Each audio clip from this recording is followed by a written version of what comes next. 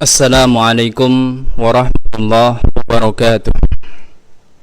Alhamdulillahi rabbil alamin, wabihi nasta'in ala umurid dunya waddin, wassalatu wassalamu ala nabiyyina Muhammadin wa ala alihi wa ashabihi wa man tabi'ahum bi ihsanin ila yaumiddin.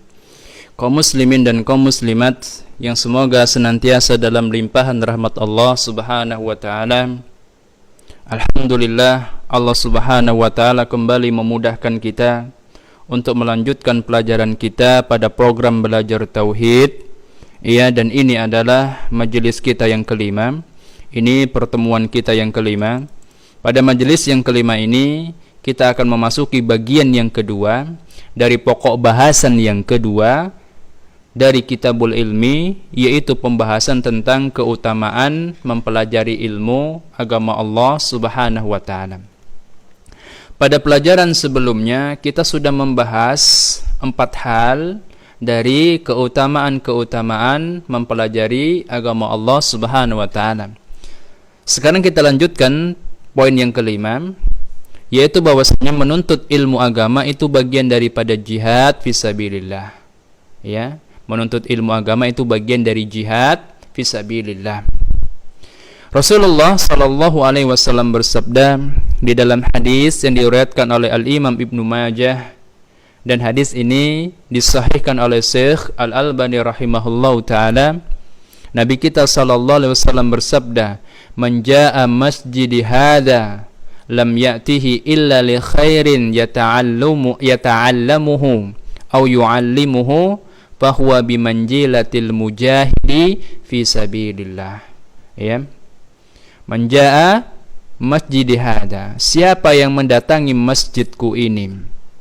Karena pada zaman Nabi masjid itu adalah markaz ilmu, tempat diajarkannya ilmu agama Allah subhanahu wa ta'ala. Man jaa'a masjidi hadza, siapa yang mendatangi masjidku ini, kata Nabi, lam ya'tihi illa li khairin yata'allamuhu aw yu'allimuhu, di mana dia tidak mendatangi masjidku ini kecuali untuk kebaikan yang ingin ia pelajari atau ingin ia ajarkan. Dia datang ke masjid untuk mengajarkan atau untuk mempelajari ilmu agama Allah subhanahu wa ta'ala. Bahwa bimanjilatil mujahidi fisabilillah, maka dia kedudukannya setara dengan para mujahid, dengan para pejuang di jalan Allah subhanahu wa ta'ala. Kaum muslimin yang dimuliakan Allah subhanahu wa ta'ala, di dalam lafaz yang lain riwayat Ibnu Hibban, Nabi sallallahu alaihi wasallam mengatakan, "Wa man dakhalahu li ghairi dzalika kana kannadiri ila ma laisa lahu." Dan barang siapa yang memasuki masjidku ini bukan dengan tujuan tersebut, bukan untuk mempelajari ilmu atau mengajarkan ilmu, maka ia seperti orang yang sedang melihat sesuatu yang bukan miliknya. Maka dia seperti orang yang sedang melihat sesuatu yang bukan miliknya. Karena di masjid itu ada ilmu, tetapi dia tidak berhak terhadapnya. Dia tidak bisa mengambilnya, dia juga tidak bisa memberikannya untuk selainnya. Kaum muslimin dan kaum muslimat yang dimuliakan Allah subhanahu wa ta'ala, sahabat yang mulia Abu Ad-Darda radhiyallahu anhu mengatakan, barang siapa yang berpendapat bahwa pergi mencari ilmu, menuntut ilmu itu tidak termasuk jihad di jalan Allah subhanahu wa ta'ala, maka sungguh ia termasuk bagian daripada orang-orang yang kurang akalnya. Dia bagian daripada orang-orang yang kurang akalnya. Jadi jelas bahwasanya menuntut ilmu itu bagian daripada jihad di jalan Allah subhanahu wa ta'ala, bagian dari perjuangan di jalan Allah subhanahu wa ta'ala. Sebabnya adalah karena menuntut ilmu itu merupakan bagian dari usaha menjaga dan membela agama Allah subhanahu wa ta'ala. Menuntut ilmu itu bagian dari usaha untuk menjaga dan membela agama Allah subhanahu wa ta'ala. Kemudian poin yang keenam dari keutamaan menuntut ilmu adalah bahwasannya menuntut ilmu itu merupakan sebab mendapatkan keridhaan dan mendapatkan doa dari para malaikat. Sebagaimana dikatakan oleh Nabi sallallahu alaihi wasallam, dalam hadis yang diriwayatkan oleh Al-Imam Ibnu Hibban dan disahihkan oleh Syekh Al-Albani rahimahullahu taala, innal malaikata tadau ajnahitaha li talibil ilmi ridan bima yasna, ya. Sesungguhnya para malaikat, mereka itu menaungkan sayap-sayapnya kepada para penuntut ilmu disebabkan karena mereka ridha dengan apa yang mereka lakukan, ya. Para malaikat itu menaungkan sayap-sayapnya kepada orang yang mempelajari ilmu agama Allah Subhanahu wa taala sebagai bentuk keridhaan para malaikat terhadap apa yang sedang mereka upayakan dari mempelajari dan memahami agama Allah Subhanahu wa taala. Karena para malaikat adalah makhluk-makhluk Allah Subhanahu wa taala yang senantiasa taat kepada Allah Subhanahu wa taala.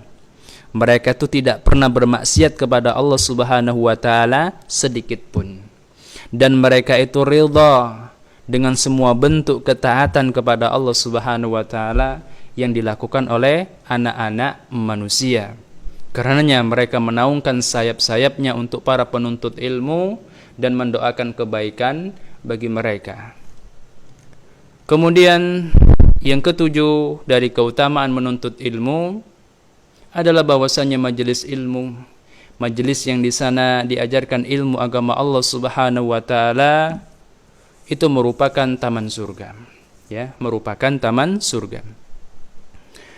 Nabi kita sallallahu alaihi wasallam di dalam hadis yang diriwayatkan oleh Imam At-Tirmidzi dan hadis ini disahihkan oleh Syekh Al-Albani rahimahullahu taala, Nabi kita sallallahu alaihi wasallam bersabda, "Idza marartum bi riyadil jannah farta'u." Apabila kalian melewati taman-taman surga, maka mampirlah ke sana. Ya. Apabila kalian melewati taman-taman surga, maka mampirlah ke sana. Kemudian para sahabat bertanya, "Wa ma riyadul jannah?" Apa sih yang dimaksud dengan taman-taman surga itu? Qala halaqul al-dzikri, ya. Yang dimaksud dengan taman-taman surga tersebut adalah halaqah dzikr, halaqah ilmu, majelis-majelis ilmu, tempat-tempat yang di sana diajarkan ilmu tentang agama Allah Subhanahu wa taala. Itu disebut oleh Nabi sallallahu alaihi wasallam sebagai taman-taman surga. Majelis-majelis ilmu, tempat-tempat yang di sana diajarkan ilmu itu adalah taman-taman surga. Kenapa? Karena majelis-majelis ilmu itu adalah tempat di mana anak manusia bisa mengambil perbekalan yang ia butuhkan untuk perjalanannya menuju kepada surganya Allah Subhanahu wa taala. Ini sebabnya majelis-majelis ilmu, halaqah-halaqah ilmu disebut oleh Nabi sallallahu alaihi wasallam sebagai taman-taman surga. Dan kita diperintahkan untuk mampir ke sana agar kita bisa mengambil perbekalan yang kita butuhkan untuk perjalanan kita yang teramat panjang menuju kepada surganya Allah Subhanahu wa taala. Kemudian poin yang ke-8 dari keutamaan mempelajari agama Allah Subhanahu wa taala adalah karena menuntut ilmu, mempelajari ilmu agama Allah Subhanahu wa taala itu lebih utama, lebih afdal dibandingkan dengan ibadah sunnah dan juga dibandingkan dengan fardu kifayah. Rasulullah sallallahu alaihi wasallam bersabda di dalam hadis yang diriwayatkan oleh Imam At-Tabarani dan disahihkan oleh Syekh Al-Albani rahimahullahu taala, beliau mengatakan fadlul ilmi khairun min fadlil ibadah wa khairu dinikum al-wara, ya. Beliau mengatakan keutamaan menuntut ilmu itu melebihi keutamaan mengerjakan ibadah sunnah, ya. Keutamaan menuntut ilmu, mempelajari ilmu agama Allah Subhanahu wa taala melebihi keutamaan mengerjakan ibadah sunnah. Wa khairu dinikum al-wara, dan sebaik-baik agama kalian adalah al-wara, ya. Wara itu adalah upaya maksimal menjaga diri agar tidak terjatuh di dalam hal-hal yang diharamkan oleh Allah Subhanahu wa taala. Dan ini termasuk puncak ketakwaan. Seorang hamba itu berupaya maksimal untuk menjaga dirinya agar tidak terjatuh ke dalam hal-hal yang diharamkan oleh Allah Subhanahu wa taala. Sebagai bentuk penjagaan dirinya dari adab Allah Subhanahu wa taala, ya. Nabi mengatakan keutamaan menuntut ilmu melebihi keutamaan mengerjakan ibadah-ibadah sunnah, dan sebaik-baik agama kalian adalah sifat wara', menjaga diri dari hal-hal yang diharamkan oleh Allah Subhanahu wa taala. Dan wara' itu hanya terwujud ketika seorang hamba memiliki pemahaman yang baik tentang perintah dan larangan Allah Subhanahu wa taala. Wara' itu hanya akan terwujud ketika seorang hamba memiliki pemahaman yang baik tentang perintah dan larangan Allah Subhanahu wa taala. Dan itu semua hanya bisa didapatkan dengan jalan menuntut ilmu. Nah, kemudian sahabat yang mulia Ali bin Abi Thalib mengatakan, al-ilmu afdalu minas saim al-qaim al-mujahid, ya. Al-alimu afdalu minas saimi al-qaimi al-mujahidi. Orang yang berilmu itu lebih afdal, lebih utama, lebih besar ganjaran pahalanya atas amalan-amalannya, ya, dibandingkan dengan orang yang rajin puasa, rajin salat dan berjihad di jalan Allah Azza wa Jalla, tetapi tidak berilmu, ya. Ini perkataan siapa? Perkataan sahabat yang mulia Ali bin Abi Thalib. Orang yang berilmu, orang yang memahami agama Allah Subhanahu wa taala dengan baik itu lebih afdal, lebih mulia dan lebih besar ganjaran pahala amalannya dibandingkan dengan orang yang rajin puasa, rajin salat dan juga berjihad di jalan Allah Subhanahu wa taala tetapi tidak berilmu, ya. Kemudian sahabat yang lain, Abu Hurairah radhiyallahu anhu mengatakan, ya, Abu Hurairah radhiyallahu anhu mengatakan, sungguh aku mempelajari satu bab ilmu tentang perintah dan larangan lebih aku sukai daripada 70 kali melakukan jihad di jalan Allah Subhanahu wa taala. Ini perkataan sahabat yang mulia Abu Hurairah radhiyallahu anhu, ya, sahabat, bagian dari sahabat yang paling banyak meriwayatkan hadis Nabi sallallahu alaihi wasallam. Beliau mengatakan, ya, mempelajari satu bab ilmu saja tentang perintah dan larangan, mempelajari satu pokok bahasan tentang perintah dan larangan Allah Subhanahu wa taala itu lebih disukai olehnya dibandingkan dia berjihad 70 kali di jalan Allah Subhanahu wa taala. Tentang perkataan Abu Hurairah radhiyallahu anhu ini, Al-Imam Ibnul Qayyim rahimahullah mengatakan ini jika sahih, maksudnya jika sahih ucapan ini berasal dari beliau Abu Hurairah radhiyallahu anhu, maknanya adalah lebih aku sukai daripada jihad tanpa ilmu, ya, lebih aku sukai daripada jihad tanpa ilmu. Kenapa? Karena amalan tanpa ilmu kerusakannya lebih banyak dibandingkan daripada kebaikannya.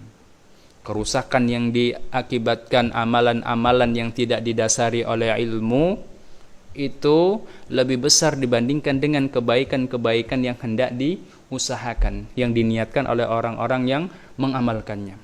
Itu artinya bahwasannya di dalam kita beramal, ya, kita wajib berilmu.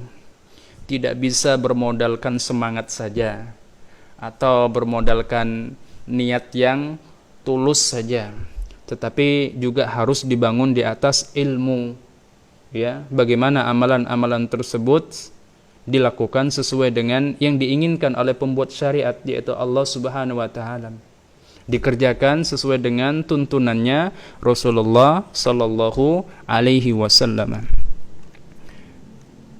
Kemudian Al-Imam Al-Hasan Al-Basri rahimahullah mengatakan, orang yang berilmu lebih baik daripada orang yang juhud terhadap dunia, ya. Orang yang berilmu itu lebih baik, lebih afdal, lebih mulia dibandingkan dengan orang yang juhud terhadap dunia. Dan orang yang bersungguh-sungguh di dalam beribadah, ya, dan orang-orang yang bersungguh-sungguh di dalam beribadah kepada Allah Subhanahu wa taala.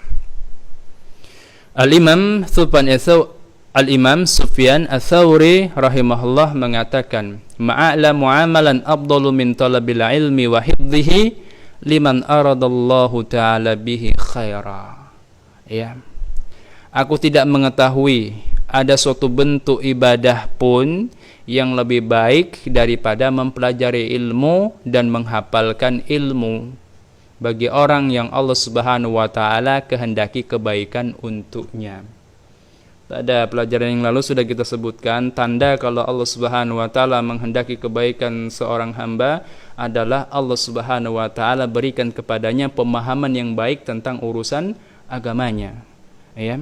Dan Al-Imam Ats-Tsauri rahimahullah mengatakan bahwasanya beliau tidak tahu ada sebuah ibadah, ada sebuah amal saleh yang lebih baik dibandingkan dengan mempelajari ilmu dan menghafal ilmu bagi orang-orang yang telah Allah Subhanahu wa taala kehendaki kebaikan untuk mereka.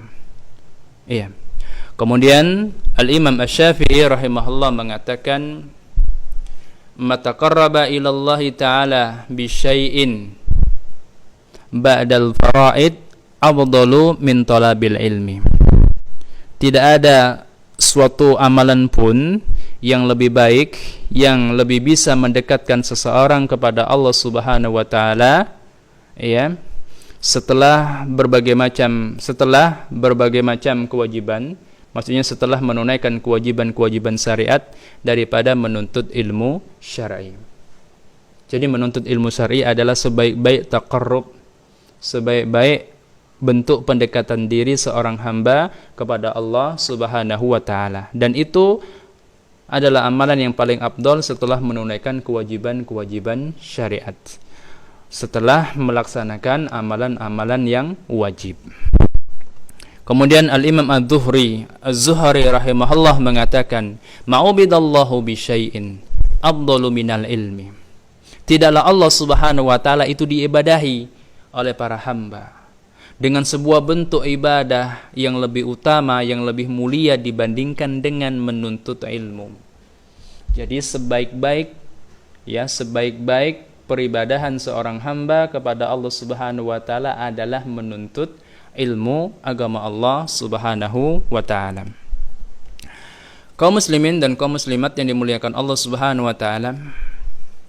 Kemudian poin yang ke-9 dari keutamaan mempelajari agama Allah Subhanahu wa taala adalah bahwasannya ilmu itu adalah sumber kebaikan dunia dan akhirat. Allah Azza wa Jalla berfirman, "Rabbana atina fid dunya hasanah." Ya. Rabbana atina fid dunya hasanah. Wahai Rabb kami, wahai Tuhan kami, ya Allah, berikanlah kepada kami kebaikan dunia. Surah Al-Baqarah ayat yang ke-201. Al-Imam Al-Hasan Al-Basri rahimahullah mengatakan, yang dimaksud dengan kebaikan dunia adalah ilmu dan ibadah. Ya. Maknanya ketika seorang hamba itu meminta kebaikan dunianya, dia minta diberi ilmu tentang agama Allah Subhanahu wa taala, ya, dan diberi taufik untuk beribadah kepada Allah Subhanahu wa taala di atas ilmunya. Ya, itu kebaikan dunia, yaitu pemahaman yang baik tentang agama Allah Subhanahu wa taala dan peribadahan kepada Allah Subhanahu wa taala di atas ilmu. Dan firman Allah Subhanahu wa taala, "Wa fil akhirati hasanah." Dan kebaikan di akhirat. Rabbana atina fid dunya hasanah wa fil akhirati hasanah. Ya Allah, berikanlah kepadaku kebaikan dunia, yaitu ilmu dan ibadah, dan juga kebaikan akhirat. Beliau rahimahullah mengatakan, yang dimaksud dengan kebaikan akhirat adalah surga. Dan surga itu hanya bisa dicapai dengan ilmu dan ibadah yang sahih kepada Allah Subhanahu wa taala. Kemudian Al-Imam Ibnu Wahab rahimahullah mengatakan, aku mendengar Sufyan Ats-Tsauri rahimahullah berkata, kebaikan dunia adalah rizki yang baik dan ilmu, sedangkan kebaikan di akhirat adalah surga. Iya. Kaum muslimin dan kaum muslimat yang dimuliakan Allah Subhanahu wa taala. Ini adalah doa yang paling ringkas tetapi paling lengkap. Ya, doa paling ringkas tetapi paling lengkap. Seandainya seseorang itu tidak berdoa kepada Allah Subhanahu wa taala kecuali dengan doa ini saja, maka sungguh ini sudah mencukupi bagi dirinya untuk kebaikan hidupnya di dunia dan keselamatan hidupnya di akhirat. Ya, karena ketika Allah Subhanahu wa taala berkehendak, berkenan mengabulkan doanya, memberikan kebaikan dunia dan akhirat kepadanya, maka ini sudah mencukupi seluruh hajatnya dunia dan akhirat. Dia diberi ilmu oleh Allah Subhanahu wa taala tentang agamanya. Kemudian dia diberi taufik oleh Allah Subhanahu wa taala untuk beribadah kepadanya di atas ilmunya, dan keduanya inilah yang akan menghantarkannya kepada surganya Allah Subhanahu wa taala di dalam kehidupan akhiratnya. Kaum muslimin dan kaum muslimat yang dimuliakan Allah Subhanahu wa taala, itu ya 9 hal dari sekian banyak hal yang menjadi keutamaan di dalam menuntut ilmu agama Allah Subhanahu wa taala. Ya. Poin yang ke-9 tadi adalah bahwasanya ilmu merupakan sumber kebaikan dunia dan akhirat. Keutamaan-keutamaan mempelajari ilmu agama masih banyak, tetapi insyaallah 9 poin yang kita bahas pada pertemuan yang keempat dan yang kelima ini mencukupi untuk memberikan gambaran kepada kita betapa mulianya amalan mempelajari agama Allah Subhanahu wa taala. Mudah-mudahan menjadi motivasi bagi kita semuanya untuk menjadi penuntut ilmu hingga akhir hayat kita. Iya. Pada pelajaran ini kita alhamdulillah telah membahas 5 hal dari keutamaan menuntut ilmu agama. Ya, yang pertama adalah bahwasanya menuntut ilmu agama itu bagian dari jihad di jalan Allah Subhanahu wa taala.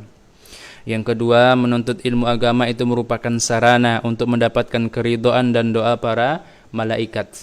Ini luar biasa. Karena malaikat itu makhluk yang tidak pernah bermaksiat kepada Allah Subhanahu wa taala, dan doanya didengar dan diijabah oleh Allah Subhanahu wa taala. Siapa yang ingin senantiasa didoakan oleh makhluk-makhluk yang suci ini, yang doanya didengar dan diijabah oleh Allah Subhanahu wa taala, hendaknya dia menjadi penuntut ilmu. Kemudian yang ketujuh, majelis ilmu itu merupakan taman-taman surga, yang di sana seorang hamba bisa mengambil perbekalan yang dia butuhkan untuk perjalanannya menuju surganya Allah Subhanahu wa taala. Kemudian yang ke-8, menuntut ilmu itu lebih utama dibandingkan dengan ibadah sunnah dan fardu kifayah. Sebabnya adalah karena ya, ibadah sunnah ini merupakan pelengkap, tambahan untuk menutupi kekurangan-kekurangan yang ada pada ibadah-ibadah yang wajib. Sedangkan pokok syariat, tujuan dasar dari agama adalah melaksanakan perintah dan menjauhi larangan Allah Subhanahu wa taala. Dan yang ke-9 adalah bahwasanya ilmu adalah sumber kebaikan dunia dan akhirat bagi seorang hamba. Iya. Kesimpulan dari pelajaran kita yang kelima ini adalah bahwasanya ilmu itu merupakan keberuntungan, ilmu itu merupakan sebab keberuntungan seorang hamba dalam kehidupan dunia dan akhirat.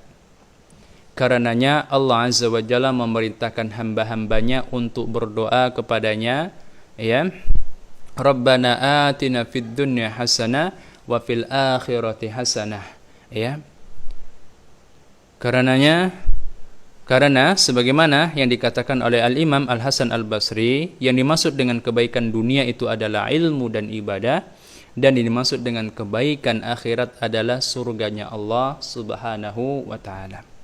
Kaum muslimin dan kaum muslimat yang dimuliakan Allah Subhanahu wa taala, untuk pelajaran yang kelima ini kita cukupkan sampai di sini. Dan ini juga artinya kita telah selesai dari pokok bahasan yang kedua Kitabul Ilmi, yaitu keutamaan mempelajari agama Allah Subhanahu wa taala. Pada pelajaran berikutnya kita akan masuk pokok bahasan yang ketiga, yaitu keutamaan orang-orang yang berilmu dan mengajarkan ilmu. Kita cukupkan sampai di sini. Nas'alullaha an yuwaffiqana fi kulli ma yuhibbuhu wa yardah. Kita memohon kepada Allah Subhanahu wa taala agar Allah Subhanahu wa taala senantiasa memberikan taufiknya kepada kita pada hal-hal yang dicintai dan diridhoinya. Iya, naktafi bihadzal qadar, billahi taufik wal hidayah. Wassalamu alaikum warahmatullahi wabarakatuh.